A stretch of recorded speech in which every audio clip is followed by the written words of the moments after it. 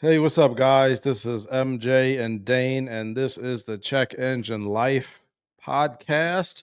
We are going to bring you several stories today. Most of them are from our favorite OEM, which is GM, but we got one or two from some other places around the car world.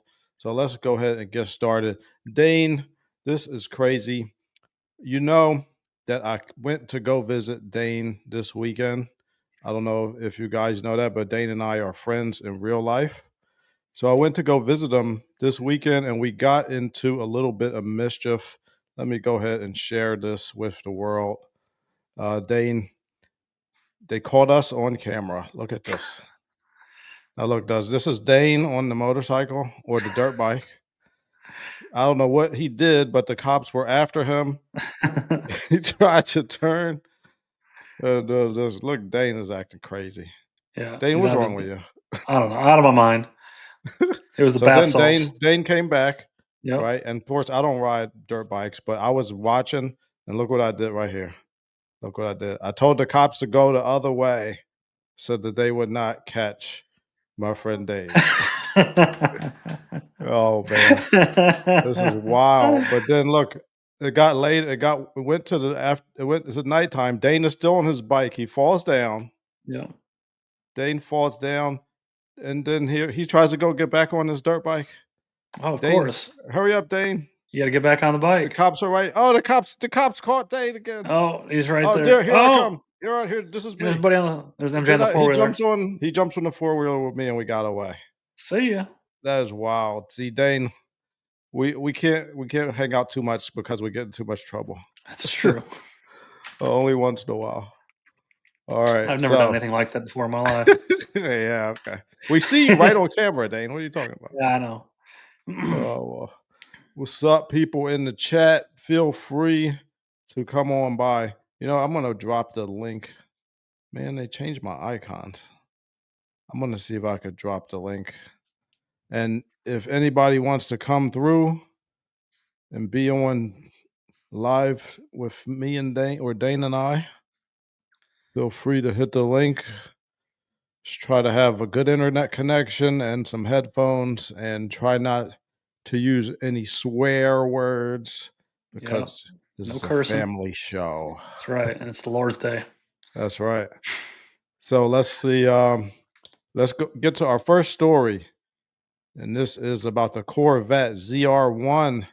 They Uh, are going to go try to set a Nurburgring lap time record.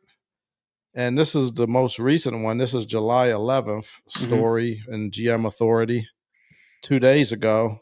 They say they may not set a lap record, according to the chief engineer. You think This he's is downplaying it? I don't know because a few days before that, he said he's going to kick some butt. So I don't know what's going on, but Hmm. let's look at this story from George Barta, one of the writers at GM Authority, my favorite website. Let's see. The lap times at the famous Nurburgring are perhaps the ultimate bragging right for high performance vehicles. So GM enthusiasts like Dane and I Mhm. are curious how fast the Corvette ZR1 and ZR1X will do on the ring.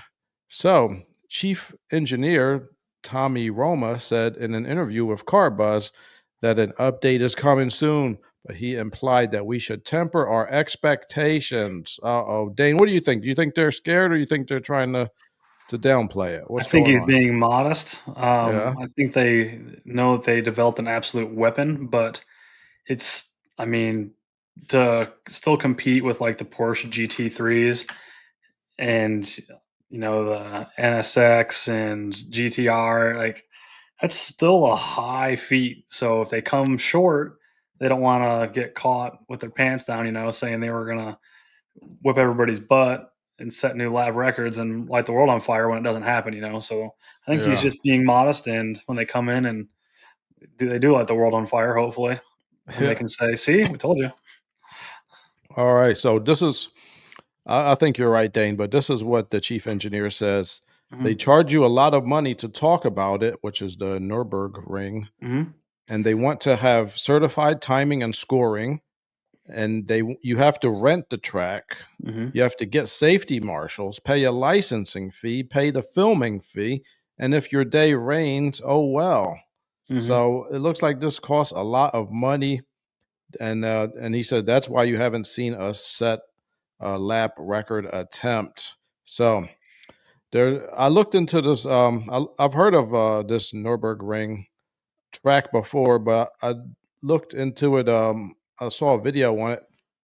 Apparently, this track, and maybe Dane knows about this more than I do, Yeah. but it's in Germany, and they Hmm. made this track a long time ago. There's a lot of Mercedes and Porsche and Ferrari. They race around this a lot, so it's a big deal to people in the car world.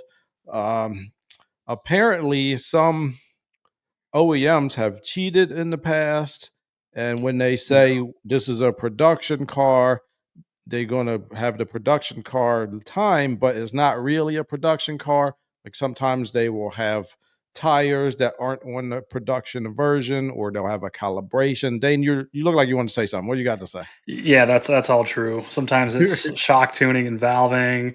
It could be a handful of different things. So they're not always running the true as sold on the dealership, showroom floor car, but Mhm. it's usually a pretty close variant. But yeah, this track's located in Germany. There's like a town inside of this track. I thought It's there's a castle or something. Yeah, It's there's a like a giant whole castle. little village, and I think it's mostly open to the public most of the year. Lap times are Said you have to pay somewhere. a toll or something to get on there. Yeah, exactly, and you can drive on it. Like, people in the public can drive on it any day of the week for the most part, unless it's rented out or there's a racing event. Yeah, But yeah, it's a very technical track. There's a bunch of turns. It's really long. Fast lap times are in the 7-minute range. yeah. So very, very, very long. What do you think, like Laguna Seca or something like that? You're talking over a minute, right? They say that this almost 13 miles, this track. Yeah, it's a long track, lots of turns, but And it's kind of become the benchmark for supercars and hypercars, and this can be a big selling point for the OEMs, right? If they can say that they have the fastest lap time for whatever class, yeah. it's a big dang deal, and that's kind of why cars are built the way they are now too, with like dual clutch transmissions and that sort of thing, because they make a car much faster. Even though they might not be the most enjoyable to drive, it makes them really fast. Okay, so the number one vehicle right now, production. I think this is production. Is the AMG one, which Mhm. is I think that's a Mercedes of some type, It is, yep. and that is like a million over $1 million for this vehicle. And I heard they, I heard there's 4 electric motors on that. There's a motor, 2 for the wheels, and then 1 for the turbocharger and 1 for the crankshaft or camshaft. Okay. It's a wild engine design that we know may have never heard of, or I've Some never heard of it. Yeah, some super crazy hybrid. Yeah, so that's number 1 right now. And the Ford Mustang GTD is the number 1 American car. So we're probably aiming to beat that. You think we could beat that, Dane? Yeah, we better. We better. So let's see what the comments have to say.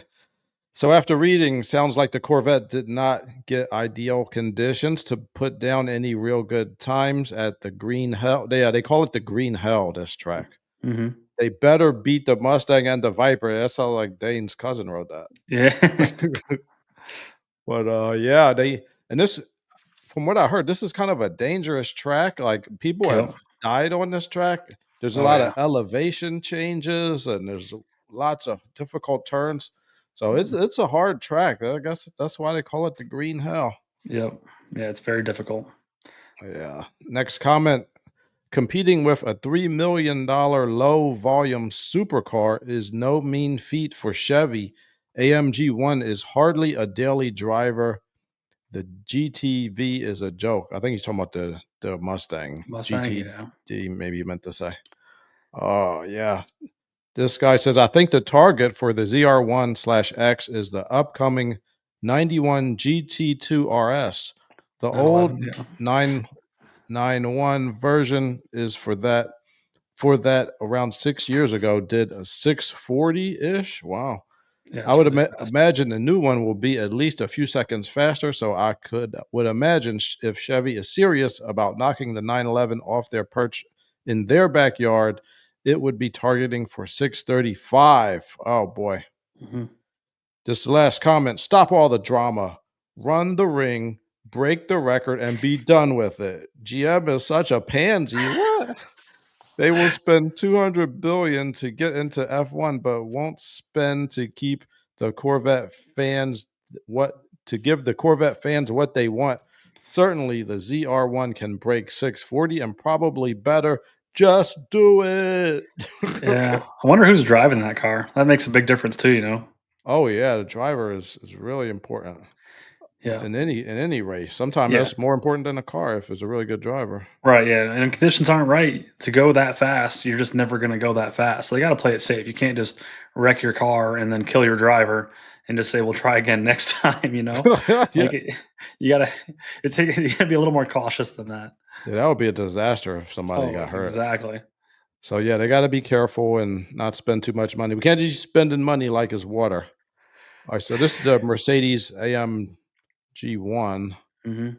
I'll show you a short clip from this Yeah, this thing's crazy. video. This thing is wow. Look at this thing. They just got the one giant lug nut, it looks like. Yep, center lug. Oh, man, it's like full race seats. Oh man. Yeah, thing looks cool. All right, so there it is. Wow. Such a wild looking car.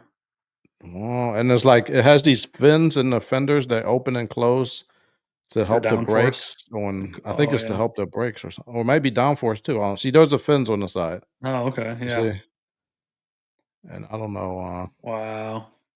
That's wild, man. Yeah, So that's yeah, crazy. let's see. I think I have one of the Mustang too. Let me bring that up.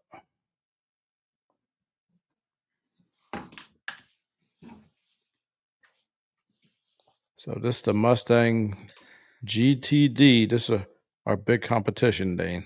Yeah, do you know how fast the Mustang went? I could look that up in the article. It Mhm. wasn't anywhere close to that Mercedes though. Yeah, I wouldn't expect it to be. Yeah. And this Mustang looks like it's not the production car either. It looks like it's got some extras. I But don't know. It might. yeah, like there's full race slicks on it, which whatever, everybody does that. You know, Well, I mean, if it's supposed to be production, it should be production. yeah, and it is well or close to it, you know. But anybody can throw slicks on and be immediately better over a car you get off the showroom floor. So tires isn't really that big of a thing. I wouldn't call that a cheat. Oh, okay. But yeah, Yeah, that is. unless you're racing in a class that requires you to have a certain tire, I wouldn't hold that against these guys trying to set production car lap records. Okay. So let me see. So Dane, do you think officially? Do you think the ZR1 will beat the Mustang? That's the competition. The Mustang GTD, is it GTD? Whatever it is. Whatever the Mustang versus the Corvette. Who do you think's going to Yeah, the Corvette better win. I'm going to burn everything I own Chevrolet. win? They were saying the ZR1 might be better for this track than the ZR1X, despite the horsepower difference, because the ZR1X is lighter, Hmm. and the ZR1 is lighter than the ZR1X.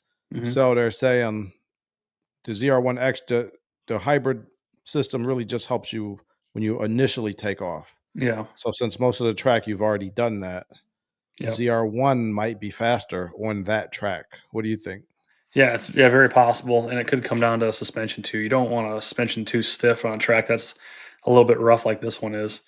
Um, so I'm sure they're playing with shock tuning and valving and stuff like that to make it ideal for the surface that they're on. But yeah, there's Okay. a handful of different things that can, you know, make one faster over the other, even though the one's supposed to be the better car. It doesn't always kind of work that way. All right. Well, we will see. We are rooting for Chevy, but there's nothing wrong with some good competition. And that's what we got for that article.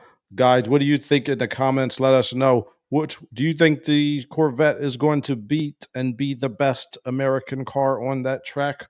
or not? Let us know in the comments. Let's go to the next story. Dane, you said you thought that prices were going to go up because of tariffs. Now, we don't know if this is because of tariffs, but it happened. The 2026 Chevy Trax pricing has been uncovered and is going up in cost. This is the lowest cost Chevy that you can get. So this is the 2026 Chevy Trax. This is the article in GM Authority. Link will be in the description. But there are several different trim packages for this vehicle. And just to sum things up, the LS, which is the least expensive package, is $21,900. I'm rounding all these up by 5. And it has increased $1,100 to $23,000. The 1RS and the 1RT trims are going up by $600 from $23,900 to $24,500. So, Dane, do you want to tell me that you told me so that these prices were going to go up? No, I don't think I do actually. I figured they would have gone up more.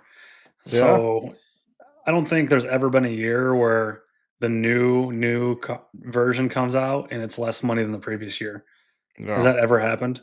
not usually. Yeah, exactly. So I would put this in the bucket of this is a normal price increase for a new year, new model, new version kind of vehicle.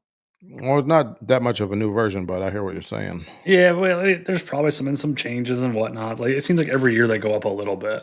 So I Yeah. wouldn't put this in the realm of like if it was like 2 grand more, for one model to the next, or from the same model to the same model, then okay, I'd say that's probably what it is. But a couple Yeah. $100, Not a big deal. I think Well, Dane, that's small. Dane, everybody doesn't have endless amounts of money like you do. So, This is true. This is true. It sucks to be everybody else. yeah, sucks to suck. Exactly.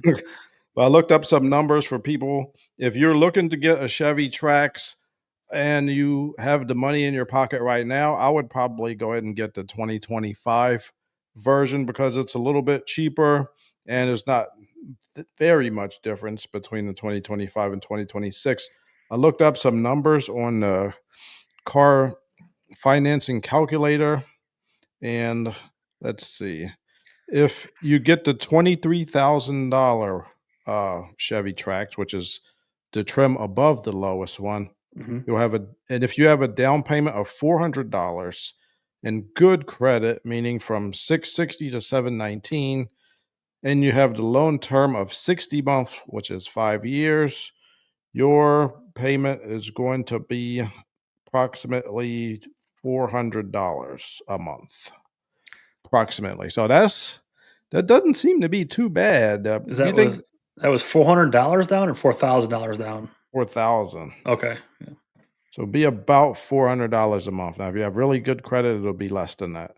Mhm. So people are saying that cars are unaffordable. Dane, do you think $400 a month is a good price for a new car?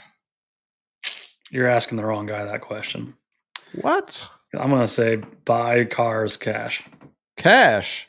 Yep. Everybody got $24,000 of cash sitting in their bank account. Yeah, no kidding, because you're giving all your money to the bank every dang month. Stop having bills. Stop taking out loans and being a slave to the banks. This is a Okay. this is a tangent for a different time, but I don't know. I own all my vehicles. I don't have anything new. I have older stuff. But if you can't do that, you don't have that luxury, and you can afford $400 a month. You're getting a good vehicle for that. I think it's all right. If just looking at things realistically, Hmm. it seems like if you can afford $400 or $500 a month and you really don't know how to fix your own car, it will be best to get a lower priced new car than Hmm. because you could very quickly run into wanting the car and all of a sudden now you got a $40,000 car and that's way too much. So if you could afford it, get a lower priced new car, drive it, and then when the warranty is up in 4 or 5 years, trade it in and just get another one because these prices for repairs are astronomical. And if you don't know how to fix a car yourself, it can get kind of risky. And if you really need the car to get to work, it may be better just to keep doing that until you can afford something a lot nicer. What do you think? Well, Yeah. Dane doesn't want to do that, so Uh, yeah, I don't. I think you can go a long ways on making repairs on used cars before yeah, you can. the difference makes. Well, sure I can, but Me even and someone that's I, not me, I think could too. yeah. Labor is high, depending on what the fix is. Could be high, but in a lot of cases, parts don't cost nearly as much as the labor does. So that's a lot of what you're paying for at your mechanic shop. And labor rates are really, really high, and they're not coming back down. Yeah. So you do need to keep that in mind. The downside, if we're just talking from a straight financial perspective, when you go through paying your car off from new to maybe say the end of your loan term and end of your warranty, that car's probably lost half its value. So not only did you pay Oh, at interest least, on that yeah. money, the value isn't there anymore. So that money's gone. Yeah. Um, but Or you wouldn't have that. You have less depreciation on a used vehicle. But again, you're not here for financial advice. You're here for automotive advice. So if all right. that's So the what you want to be, automotive, do it. yeah, the automotive part of it is if you can afford it, or if you have the money, get the 2025 Trax Yep. before they raise the price. Yeah. All right. So this is something that might affect you and I, Dane. Uh-huh. The Chevy Colorado is also going up in cost. Let's look at this. This is from Autoblog. I All do right. want one of these. The Colorado work truck, which now has the good engine, they got rid of the lower engine. It was the Hmm. same engine, but it didn't have the oil squirters under the pistons. Anyway, the work truck Colorado is going up $500 to 32,400. The Colorado LT is 36,000, going up 200. That ain't too bad. The Colorado Trail Boss, what is this average? The Trail Boss going up Hmm. 500 to 40,400. The Z71 is 44,400, going up by $500. Hmm. And the one Dane and I want, the Colorado ZR2, is going up to $50,500, an increase of $900. Dane, we're going to pay $900 more dollars. That's worth It is worth it. You think so? it. I think so. I want that truck in a bad way. I know. Let me see if I could bring. I want to show you guys what we're talking about. Yeah, I would need to sell my other truck though to get into one of those. I'm not sure if I'm ready to do that. Which one would you sell? I'd You have got to a sell my million trucks. Duramax, but I use it all the time, so I don't know if that's the right move or not. You tow Oh, with it? all the time. Really? What do you tow? Cars, customers' cars. Oh yeah, you towing customer cars. Yeah. Oh well, you can't sell that one. Well, right, exactly. Oh, that Well, I have another BMW. truck that I can tow with. It's an older vehicle, Yeah. but man, that one's just so nice because well, one, it pulls really, really, really well, being a diesel pickup, and then it's a quad cab, so I can put wife, kids, baby, and dog in the back, and like it's super comfortable. It's just a nice driving vehicle. It gets great fuel economy for what it is. So I'd have a hard time getting rid of that. But my older tow rig it'll do the job. It's just not as good as that truck. All right. So here is. Man, that thing looks good. There it is. There it is in all its glory. Damn, and So that what do you color's guys awesome. what do you guys think in the chat? Which color would you get? Dane, what color Definitely, you want? The definitely the blue? blue. I want the Excuse blue. me. I like that harvest bronze too. That's a really good color as well. All right. What is it? Wait, there's a harvest bronze. Yeah, Oh, that's pretty good. Yeah, you get that one. I'll get the blue one. yeah. Click that sucker. It's like a dark kind of green with like some gold in it. It's nice. Oh, Oh there it yeah. is. All right. Yeah. All right. So we got to get that. Let us know in the comments which color would you get. This is very important. We got to pay $900 more. But one good thing is they made the Treasury bringing in a lot of money from tariffs, so Hmm. that'll be good for our country. This I heard the last quarter was like one of the first quarters where we brought in more money than we spent for like the first time in a million years, probably. Forever, probably, except for like that short term that Clinton did that. But yeah, Yeah. So the price is going up a little bit, but our country's getting stronger, so that is good. Let's check out. This is an old Cadillac. In case you don't want a new car, look at this. wow, This Vanguard Motors, I found their page on Instagram. wow. They do like a lot of restorations, and Man, they this make is them like brand new. It looks like better than brand new. You see how smooth that door shut? They didn't shut that good from the factory back in 1963. it's better than new. Better than new. It's the Wow. Cadillac DeVille. So this is what it was like back in 1963. Better than it was in 63, I guarantee it. Look at that. Wow. That's cool when you have like a real like analog clock on the dash. I've always liked those better than digital clocks. You like analog? Yeah, I had a Monte Carlo with an analog clock, and I thought that was the coolest thing. But now when I see old cars with analog clocks, I don't know, something about them I like.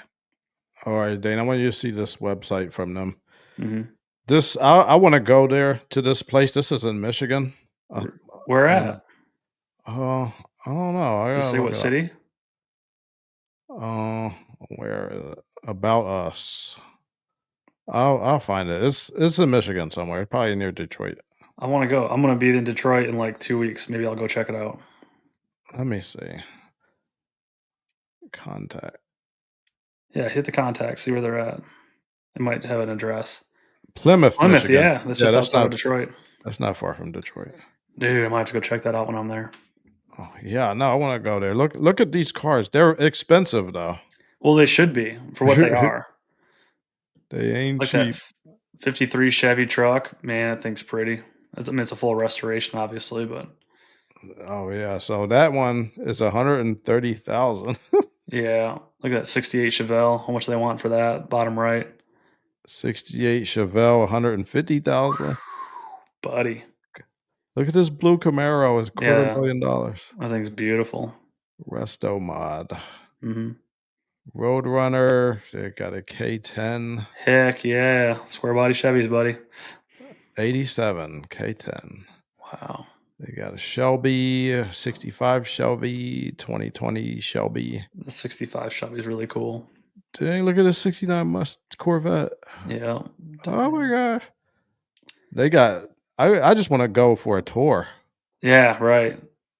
So nice. Oh There's some man. cool stuff there, man. Wait, is this the Bigfoot car? The 78 Ford? Yeah, basically.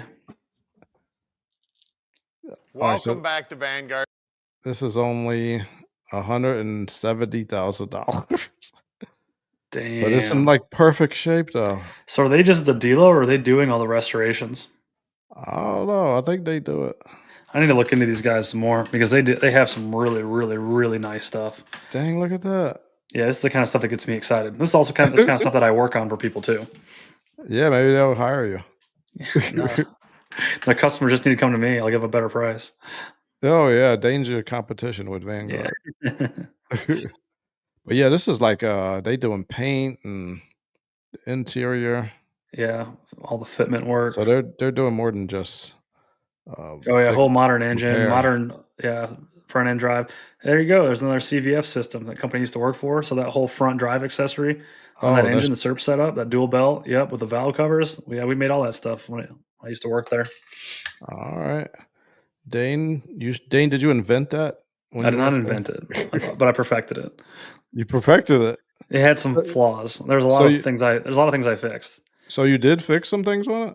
Oh, a ton of things. Wow, that's really cool, man. Yeah, the majority of the time that I spent there was doing product continuation. So making a lot of product improvements, and I did a lot of the sponsorship stuff as well, and new product development. And anyway, that's what Okay. I did a lot of while I was there. All right, Dane. So this is used car of the week. This is a little bit in our price range here. Hmm.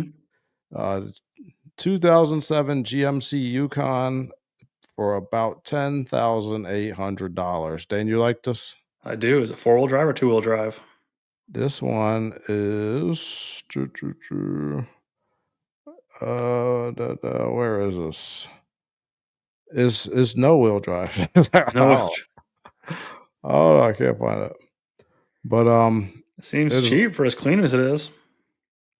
somebody took care of this thing. Oh yeah. I tried to look up online to see when the first year of active fuel management was, and there are so many differing I opinions out there. I think it was 2007. So I don't know if this one has AFM or not. And then sometimes some of them they think the 6.2 didn't have it until later. I really got to drill down on the nerd research for that. Yeah, I But damn, this inside is clean though. Look at that. it is. That thing's in really good shape. Oh man, that makes me want to get one. Yeah. I like those things too. They're comfortable. You know, I've got a Silverado that's a 2008, so basically the same thing chassis wise and interior wise, and they're nice vehicles. hmm So this was basically similar to the Cadillac Escalade. Yep. Maybe not quite the same. Maybe a little bit less fancy, but still more fancy than Everything normal. underneath is the same, but the interior would be the major difference. And then of course the badging. Yeah. So yeah, somebody put rims on this. I'm not a big fan of rims, but they do look nice. Dane, would you leave these rims on there? I would put different ones on, but they don't look too bad. It's not a bad look for that thing. No, they do look nice. It's just I don't like that they're heavier than the factory Mm, rims, and they'll cause your suspension parts to wear out faster. hmm But yeah, it looks very nice, very clean. They're not sponsoring our show.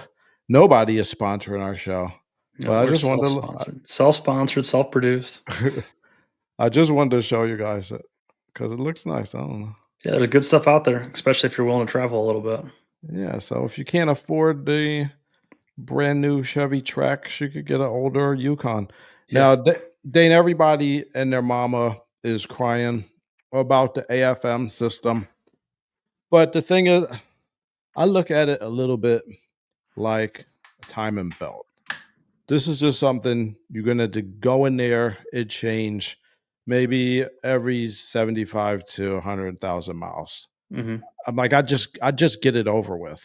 And then then I'd go ahead and change the oil more often. Then what would you do if you bought this? Would you change the lifters or would you leave them in there and see what happened? I would listen to how it sounds first. If it doesn't have the lifter tick, Yeah. then I would just electronically deactivate it, and that way it's always in V8 mode, and I would just run it. Oh yeah, because you know how to do that. You Yep. got a special technique to Yeah, do if that. you have HP tuners, or you know someone that does, or you find a performance shop that does like dyno tuning, they can do this for you, and it doesn't cost very much money. It's All literally right. just a button inside of the ECU that you click. You just have to be able to crack into the ECM with the software and basically pay to have that unlocked. It's like 200 bucks to pay to have it unlocked plus someone's time to do it. And Okay. it's a few minutes for them to basically disable it electronically. And then it's good. No check engine light, no nothing. It just doesn't ever allow it to go into the AFM mode. It stays in V8 all the time. All And right. And how much does that that's cost to do that? well, if you know someone personally that has it, they might just do you a solid and have you pay for the credits to crack the ECU or unlock it. hmm That's $200. So how much? $200 to just to unlock the ECU if you already have the software, the dongle, and all that stuff. So if you know a All right. tuner or can find someone locally that can maybe just do you a solid, it's $200 to at least pay for the credits. If that person is charging a fee for their service, that could be, I don't know, as low as 50 bucks and as much as $200 there as well. All So, right. All right. but Well, that's the best way to do it, I think. If you just want to just deactivate it. I'd be okay with that as long as it doesn't mess with anything else. Like I know some of these deactivation things, they're just kind of hacks, like the one for the Honda Pilot hmm VCM2 system, where they'll put in a fake resistor. We'll put in a resistor where the coolant Yeah. temperature sensor is.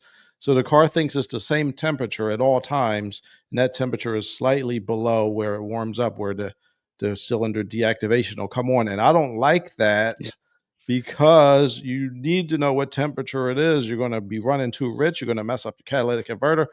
what the thing Dane is talking about is sounds like he's actually going into the computer and Yep. just turning that off. Yeah, it's like the traction control button on your dash, Yeah. right? You don't want traction control. You can click the button and you don't have it anymore. Uh, this is like that, except there's no button. You have to go into the ECU.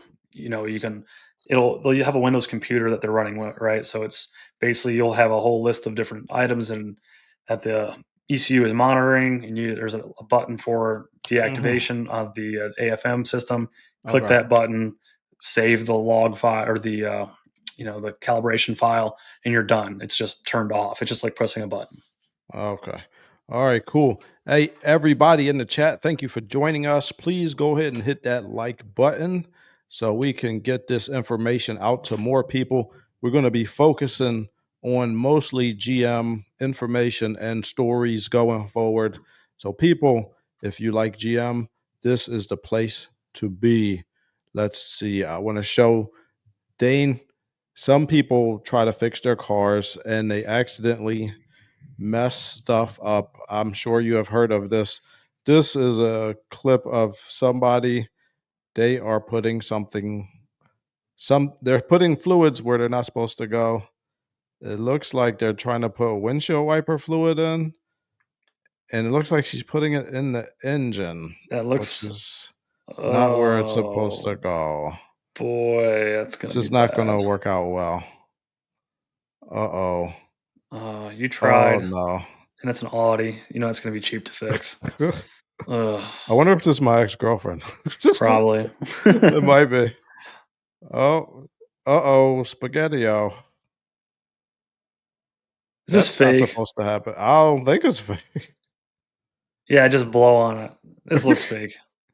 I I'm don't starting to call know. for shenanigans here. I think it's real day. Let's see, there's in the comments, somebody says, "The sound of that engine slowly offing itself is painful." Oh, yeah, so with the sound, you can hear the Oh, engine, so I it's guess we not didn't have fake. sound to hear it, but I man, try not to put the sound on. Alright, car now identifies as scrap metal. yeah, pretty much. Oh, car was poisoned to death. Oh, man. The They are the woman that keeps saying we don't need man. Oh gosh. But yeah, I got a couple stories about this. I'll tell you when I first started fixing cars, Mhm. uh I was seeing this girl and she was like, "Oh, my windshield wiper fluid is low. Can you fill it up for me? You starting to fix cars now." I was like, "All right, yeah." So I fix her I add the fluid, and then the little light goes off. So I see she's on like an incline. And of course she doesn't have her emergency brake on. So I Mhm. put the emergency brake on so that, just to be more safe. So she gets in the car. She's like, "All right, thanks." She gets in the car and she drives. I'm not with her. She sees the parking brake light on, but she didn't turn off the parking brake. But she doesn't know what that is. So Mhm. she's like, "Oh man, what is this? A brake? What's going on?" I only asked them to put the windshield wiper fluid in. She calls her dad. She says, "Oh, I had my boyfriend put in the wiper fluid and now the brake light's on." And he's like in another state. So he's like, "Oh, don't drive the car. Just we're gonna call you a tow truck. Oh Everything is no. okay. Just don't drive it." He's like, "Oh man, I can't." Maybe they're thinking maybe I spilled the windshield wiper fluid on the brake pads or something. I don't know what they were thinking. They don't call me at all. They call the tow Jeez. truck. She's waiting for the tow truck, and then she's like, "Oh, wait a minute, the emergency brake's on." Just turn off the emergency brake, and the light goes out. Yeah. They have no trust in me. Silly. Unbelievable. Silly, silly, silly. Yeah. I worked with a guy in college one time that did something similar to this lady on the Instagram video. Yeah. He I can't remember if he just bought this car. I think he just bought the car, had it for like a week, and someone said something about checking the oil, and he wasn't sure what to do. And so he opened the oil fill cap and like looked and didn't see any oil in it. Yeah. So he bought some oil and started pouring it in the engine. It was like, wow, I still can't see any oil. I don't know. I mean, they keep adding more. Added Oh. oil until he filled it to the top of the valve cover where the Oh gosh. yup, and Oh my then gosh. went to drive it. Started it. He's like, yeah, it wasn't running very good. And then But it quit running, and there was oil coming out of the exhaust pipe. oh my god. So yeah. So for those that don't know, obviously overfilling an engine oil is really, really bad. It foams immediately. You lose all your Yeah. lubrication. Um, Oh man. yeah. So he totally grenaded his new car. This guy obviously didn't know anything about cars. So he was telling me the story, and I was like, "No, you didn't. No, you didn't." He's like, "Oh yeah."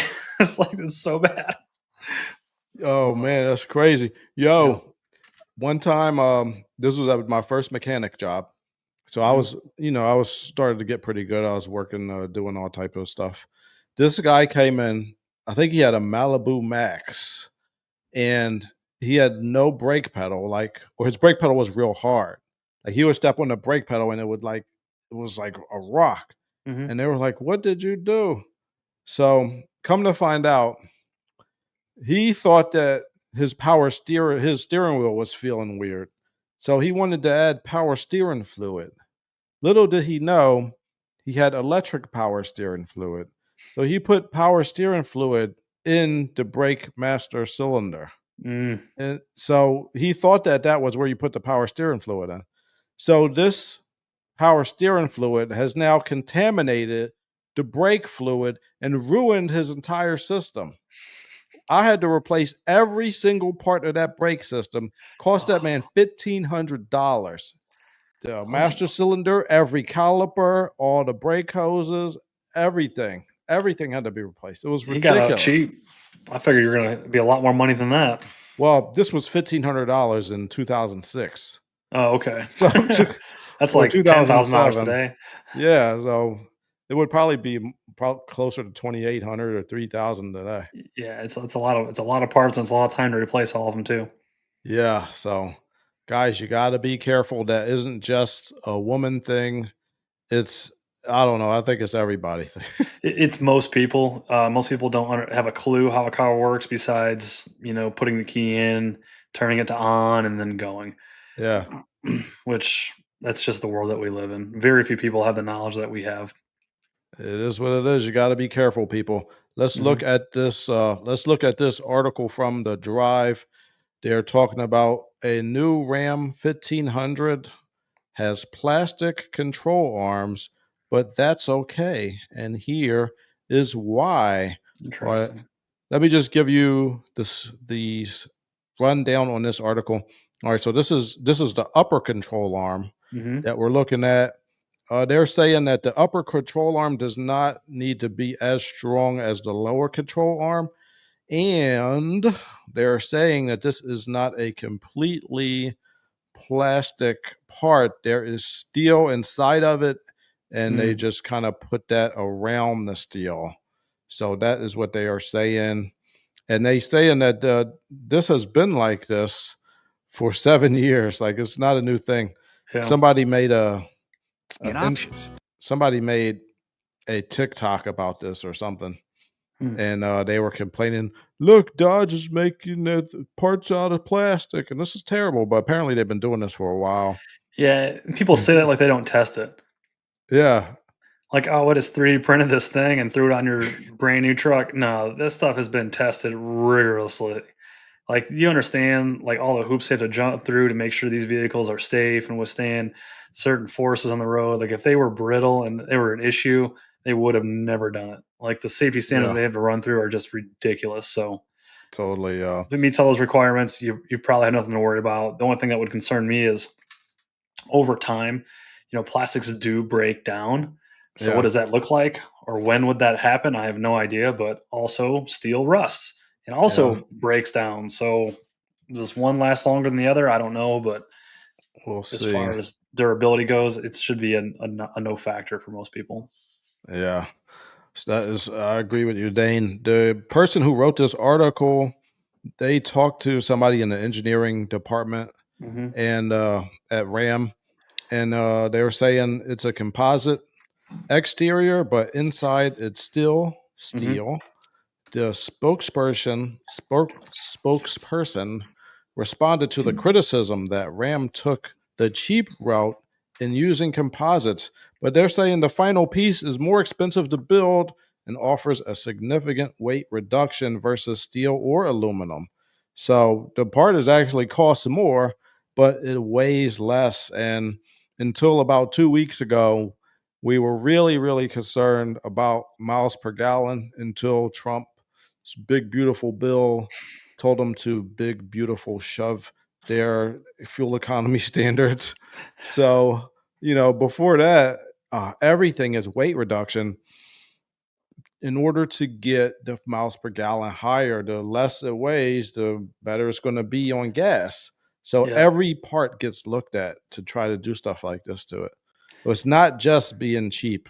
This one actually costs a little bit more. So it is what it is. Yeah, exactly. Just because it's plastic doesn't mean it's not as strong. Same thing for people that look at aluminum versus steel. They think aluminum's weaker than steel. It's not. Yeah. It depends on how it's designed. Yeah. And the application as Yep. well. Exactly. So it looks like it's going to be okay. It's been in there for I guess about 7 or 8 years, and we haven't fallen to pieces. So hopefully it'll be okay. Let's look Hmm. at the comments. This person says, I'm not worried about its engineered qualities, but a little concerned about its oxidation rate and effects. I don't know what it will look like in 10 years, but I do know that brittle plastic for the most part looks like good plastic. Hmm. Yeah, we'll see. Um, in 10 years, yeah, we have to wait and see, I guess. Yeah. Hopefully it'll be all right. And again, it's not completely plastic, but it's partially plastic on the outside. Hmm.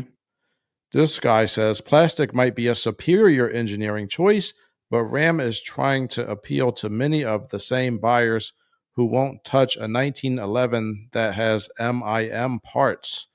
So they're talking about a pistol, right? What Yep. is MIM parts? Do you know? Made in Mexico? I don't know. Made in Mexico? I have Oh, no idea what MIM. I'm just guessing. oh, I don't know what that means, but I don't either. I don't know. This guy responds, plastic is a dirty word because so many companies use excessively cheap plastics. But in reality, plastics are something of a magic material. They can be lighter than steel, lighter, cheaper, and easier to manufacture. Not necessarily all at once, but there is a lot of versatility there. We are in the era where you can buy a cheap 3D printer and generate nearly any plastic part you need to on the fly. Yeah, well, I don't know if you'd be able to manufacture this part because No. there's steel inside of it, but I do know what he's saying about the 3D printer. I'm going to show you a story about that in a second. Hmm. But yeah, plastics, I'm not going to say they're magic, but in the right circumstance, they could be okay. Hmm. I don't know. I mean, the cars, they got to get lighter, but I do understand what he's saying. When they get old, they do get brittle and they start leaking. We just got to do the best we can. I don't know. If you get an old car that's 10 years old and there are some plastic parts that are known to break, maybe it is time to go in there like a mechanic ninja, get those parts out, put the new ones in, and then drive it another 10 years. Dane, do you agree with that? Yeah, for the most part. Plastics do get a bad rap, like this guy said, because they, they're used in places where they can be cheap. And so you see a lot of cheap plastic parts, pieces, even toys, think of it, stuff in your everyday life, right? Yeah. There's a lot of things that are disposable. They don't need to be made of metal or whatever, and plastic's a cheap alternative. But that doesn't mean there's not high grade, high strength plastics as well. Yeah. I think plastics are getting better. I looked up something before. People now they're saying, "Oh, modern cars, they're plastic. This is terrible. Everything was so great back in the 70s and 80s." But I looked up some information. There were some GMs that had partially plastic timing gears. Hmm. For example, the Chevy Celebrity had a gear like that. Instead of a time and chain or belt, it was metal. I guess it was steel on the inside and plastic teeth Hmm. around it. Now those teeth would wear out as the vehicle would get older, Hmm. but and they had some V8s like that with this setup too. So plastics aren't 100% new. They have been there for a while. If we were around or we got one of those vehicles now, go ahead and replace that gear as soon as you get it so you don't get the problems that happen with it. And even throughout the whole 80s and 90s, and even now, Honda and other Asian manufacturers and some US manufacturers, excuse me, been using timing belts. I mean, how is that? That's kind of like a plastic as rubber, but Oh you yeah. could be using a chain. But for many years, we used a rubber belt, and you go in there every so often and you replace it because and there were a lot of engines that failed because of that timing belt when they could have been more expensive and used a chain. These are the engines we look at as some of the greatest engines ever. My Acura Integra 1990 had a timing belt, and this was before I really started to become a good mechanic. And that thing broke on me while I was driving, bent Mm, up all the valves. And now damn we're it. complaining about newer cars, and there are some complaints, but these problems, we've always had problems. Yeah. Timing belts are just, there's plastic, similar to plastic. Exactly. Yeah, they break down, deteriorate. But lines too. I'm sure people have maybe had experiences with like leaky power steering lines. Well, they're made of a rubber too, right? They break down with heat over time, so it's not much different. Mm. Get in there and replace that plastic. Stop crying. Yep. You get a car that's 10 years old and you want it to be trouble free, it ain't gonna happen. You Nope. get in there, replace that plastic, and then you drive it. Nobody promised you a car to get to 1,000,000 miles without problems. You'd be paying a lot more money for it if you did, if you were guaranteed one that would go that far without problems. Yeah. So all those cars of the past that made it to 1,000,000 miles, I guarantee you the OEM had no idea it was capable of that. Yeah, They exactly. didn't because they could never test that long. It takes a year for OEM to put 100,000 miles on a car, Hmm. on or to driving it on the street.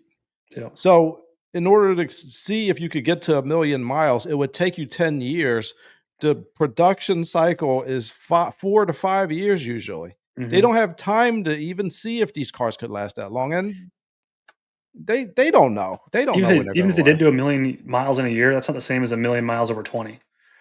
Yeah, There's a yeah, that's different. Yeah, you that's a know good point. there is accelerated life testing that you can do. There's like different chambers that the parts can be tested in and operated in, and things to kind of like age something faster. But it's not an exact science. Yeah. It's not really true real world. But yeah, they don't have the luxury of developing something for 20 years to find out.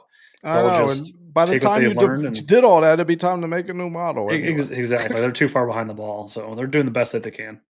Oh, that's true. Dane, I wanna show you this. This is from Jason's Supra page. This, a short he made. He, there's on the Acura Integra, there's a problem with this actuator that opens and closes Hmm. the trunk. So, he saw, you can't even get this part anymore, and it breaks so often. Somebody figured out what exactly goes wrong in this actuator, Hmm. and, somebody will they'll 3D print a new part, Oh, and that's then you awesome. can open it up and go in there. Yeah, see, That's Acura awesome. Integra rear trunk hatch lock latch actuator. So you can order this thing, open it up, and just fix it. So this is a very old vehicle. This is, I think, in '94 they started making that body style. Hmm. So this Dang, was the one after the Integra I had. So yeah, that's he go in there, open it up, fix it. yeah. I bought a not this, but similar.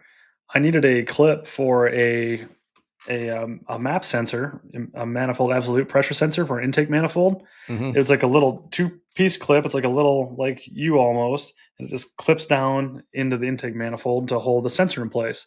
Well, the it had broke, and so looking for a replacement, and there is not one that exists. But there's a couple people on like eBay that have like eBay stores set up where they 3D print a replacement one. I'm like, well, hell, all it's got to do is hold a sensor on. Let me try it. It's like Yeah, $4 plus shipping. Shipping was like $4 too. Throw it on, yeah, it works just as good as the OEM. It doesn't look the same, but it's covered up and under the car. So, anyways, this is a great example of people having 3D printers and being innovative and can making stuff work. yeah.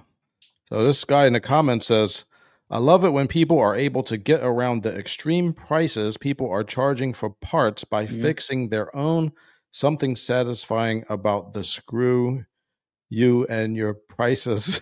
That's right. I like it. This guy says 3D printing is giving new life to our hobby. I love it. Yep. All right. That's what I'm talking about. So yeah, vehicle repairs are more difficult, but at the same time, they're more possible because we have the internet, we have 3D printers, we have 3D scanners, and I think it's going to be a very interesting time. Hmm. It's the best of times, and it was the worst of times. But look at it on the bright side. Hmm. Back when I first started fixing cars, um, the most you could do was order the factory service manual off eBay and Hmm. try to figure it out from there. Now we got YouTube. You could go on there. You could see 10 different videos of somebody taking apart, putting it back together. You could see this guy, Jason Supra, Hmm. showing you how to take the part apart Hmm. and put the just a new little piece in there and Yep. fix it. Yo, that reminds me. One time when I was working at Ford Technical Hotline doing my internship there Hmm. when I was in school. One of the mechanics they sent in a question asking, "How do I get this motor apart for?" I think it was like a HVAC blend door, Mm. and he's like, "Yeah, all these little parts came out." It's like, "How do I replace? How do I put this back together? It's not in the manual," and we didn't know. Hmm. We're like, "Look, we don't have that information. You got to replace the whole act actuator, like this thing." Yep. But now you could figure out how to replace Exactly. this. And this is something that even because this was a service engineer intern that I was doing, Hmm. even the engineers weren't able to do this repair back Hmm. then. And this was maybe, uh, uh, I guess back in 2011, Okay. I was there. So yeah, about 12 years later, now we're able to do stuff now on your own that engineers were not able to do back then. Hmm. Things are looking up. Yeah, things are really good. There's more information available than ever. So yeah, not a bad time to dig in and learn. All right. All right, let's get to the next article. If you are in the comment section, you could click on the link if you want to come on and talk to Dane and I. If you are just watching, please hit the like button.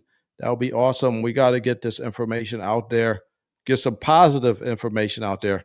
People I see online, sometimes they could be very negative, and I try to keep it a little bit more positive.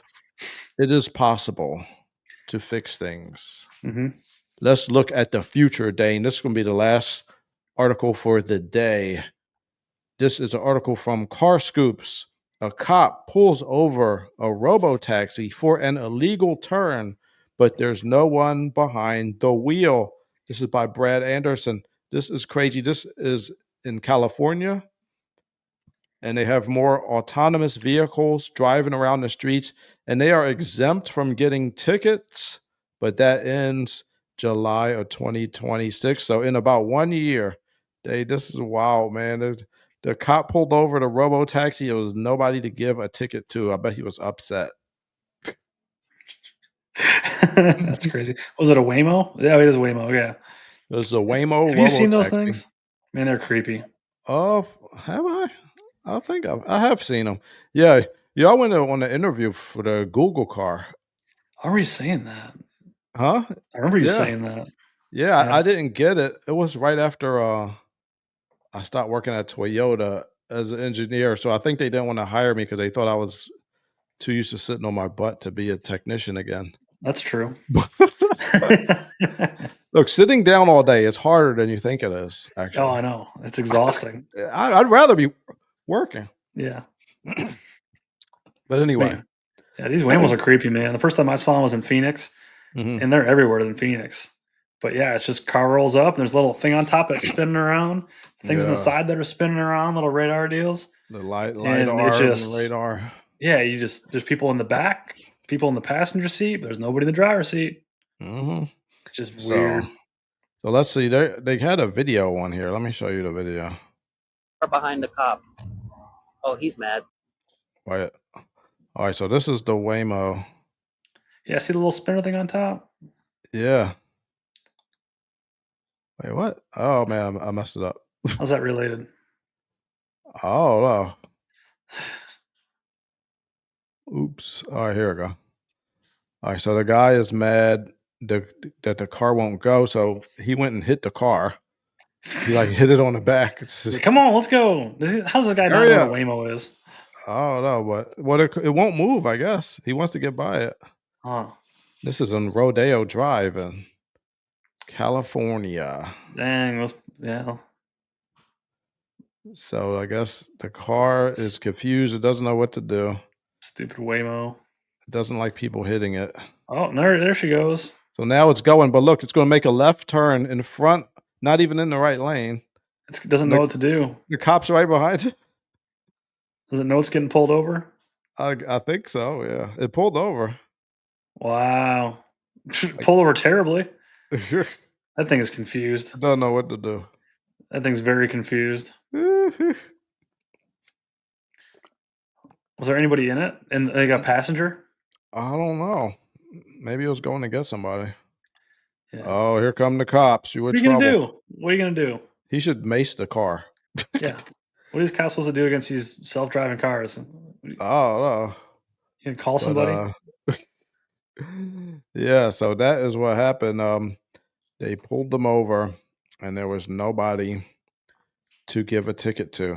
Let me go back to the article to see the comment section. Oh, that's where all the truth is at. That's where it is. But yeah, they didn't get a ticket. Let's see. They did not get a ticket. The guy tried to hit it. I think there's going to be more people attacking robots in the future. That's what I think. Probably. They want everything. Let's see. Starting in July 2026, police will be able to issue notices of autonomous vehicle noncompliance when a self-driving vehicle breaks the rules of the road. So who pays? I guess Waymo pays the ticket then, huh? They would have to. They own the vehicle. Funny if they make the Uber passenger pay it. But they're not driving. This guy in the comments says, so all I have to do is put on full limo tent and make the rear seat fold down remote. Hop in quick, close yourself in, and just be quiet. Cops will go away eventually. Outstanding. Yeah. I don't think that's going to work. Mm-hmm. They're going to see you don't have any LiDAR spinning around. Mm-hmm. Oh, God. This guy says, slap a ticket under the wind wiper blade and carry on. I'm surprised the stupid thing had it in it to pull over once lit up, as there was no human recognition involved. At least we have to give the stupid thing that. Mm-hmm. Oh my gosh. Oh well, looks like this autonomous vehicle is they need some more work. But the good thing about it is, like, once it learns from this situation, it'll know it forever. Like, it won't need to teach. You don't need to teach every single car. It'll just have the programming, and then all the cars will know about this situation. Right. So as the time goes on, things will get better, and these autonomous vehicles will get smarter and smarter and put more taxi drivers out of work. Yeah. It's going to get hard. I think this AI weird. is going to be putting a lot of people out of work. Yeah, it's going to be weird, but we'll see. We'll adapt. There's still going to be things to do. A lot of people are thinking about getting back into the trades, but I think maybe it'll be too many people in the trades. You could add twice as many as there are now, and you still wouldn't have enough. So yeah, we'll take them. We're already way behind on getting people into the trades. What about when they make robots and then they could do that job? Who's going to teach? Who's going to make the robots? Who's going to engineer them? Who's going to design them? If I start, go ahead. Yeah, there's still going to be a need and demand for trades, for like electricians and plumbers and auto mechanics, welders, all this stuff. These things aren't going away. They're not getting taken over by AI. If anything, the trades are the most AI resistant jobs available. Yeah, let's hope so. They got better and better humanoid robots coming out every day. So I know they make like some people who have like jobs in tech, they'll have them actually train the AI to do their job, and then they get fired. That is wow. You know who I think? You know who I think will get hurt by AI first in the automotive industry? Service writers Yeah. at dealerships. Yeah. They are going to. Those people, I believe, in a few years are going to be gone. Like it might be if you have a dealership with 8 service writers, they're probably going to break that down to like 1 or 2. Yeah. I'm telling you, Accountants probably can get, eliminated a little bit. you are going to go to the dealership, and I believe you're not going to talk to a person. There might be a screen or a robot, and you're just going to tell it what's wrong with your car. It's going to have a whole script, and it's going to call you when it's getting close. Yeah. That position can be eliminated. Most of those people run off of a script anyway. Exactly. Like, what are the symptoms? What are checking levels and whatever else? Like, yeah, that stuff could be automated. Oh yeah. So that's who's going to get hit first, I believe, is service writers. All right. Well, that's what we got for you today. If you are in the comment section, please hit the like button on your way out. Please make a comment. If you have something to say, we love to hear what you have to say. Dane, do you have anything you want to add before we go? I got nothing, bud. It was good seeing you again. All right. Yeah. Good seeing you too. Dane is working. Dane, what's the name of your business again? Bramer Fabrication and Bramer Classic Car Repair. Classic car repair. I'm telling you, if you have a classic car or an older car, most shops do not want to work on it. Dane does, and he will do a great job if you are in the Minnesota. What part of Minnesota is that? Just south of Minneapolis. Okay. Yeah. So if Actually, you're near there, I kind of got that idea from you when I started advertising for just the classic car stuff. Because I've always been working on hot rods and building old stuff and doing that on the side. But that one time we were talking, you were saying like, "Hey, these cars that are 30 years old, dealerships will not take them. Local shops will not take them. They don't know how. They don't know what to do. They don't know how to. They can't plug anything in if they don't have OBD2. Nope. And I'm they like, don't want to. Right. I'm like, I only want to work on that old stuff. So I started kind of advertising for it. And hey, what do you know? There's a demand for it. Yeah, there definitely is. Yeah. As long as they know that things are going to take time, Yep. you are going to be fine. Sometimes you got to find parts.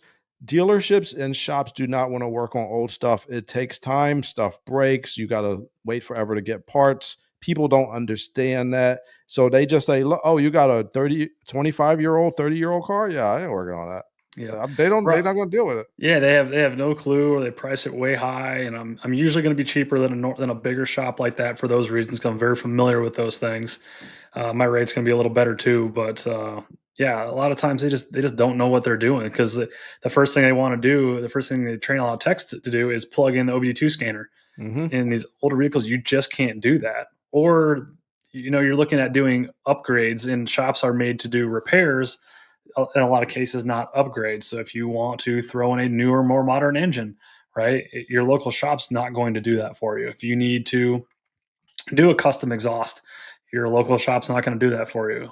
There's just a lot of things that aren't going to happen at your local shop that I can take care of for your older vehicles. Dane, you are 100% right. And I'm telling you, as a technician who went to school in 2006 for community college, we never learned anything about a car that you couldn't plug something into. Starting in 96 and then OBD2 and then OBD1 before that. If it doesn't have OBD1, I won't touch it. Because I have no idea. I never fixed a car with a carburetor. I never fixed anything with a carburetor my whole life. I don't want to mess with it. I don't know how. I don't want to learn either. Yeah.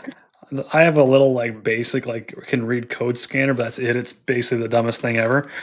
But sometimes you need to know when I do work on newer stuff, but I never use it for diagnostics. I still use the kind of tried and true older methods, or just having the basic knowledge of how systems function. So if you understand, well, first you have a problem, whatever that problem may be, and then it's starting to do a process of elimination, right? What can cause this problem, right? And understanding how all the systems function separately and how they work together. How can one fault cause this issue? Could another, you start running through these systems and processes, a lot of Yeah. times you can find your issue that way. You don't always got to plug in. Yeah. All right. Well, Dane and I are two different technicians and we have different skill sets. And Dane is very skilled at working at older cars. So if you need your older car worked on, give it to somebody who cares, who loves doing what he's doing, is good at it, and he'll give you a good price. So there Thanks, you buddy. go. Yeah, thanks. And what's the name of your business again? Bramer I got Classic? two businesses. So Bramer Fabrication, I do a lot of the custom metal work and welding, and then Bramer Classic Car Repair. All right. And you can find them on Instagram too. Yeah, Instagram, And we're waiting for your Facebook. YouTube channel. We want more YouTube stuff. I know I need to start doing some YouTube, and I've got a channel, but I haven't put any videos on it yet. So we'll see. It's been hard to film and get stuff done on time for customers. That's always number one. Filming is kind of secondary. We'll see if we can start doing videos. Yo, if you get any no starts, definitely do. Every no start, film yourself doing that.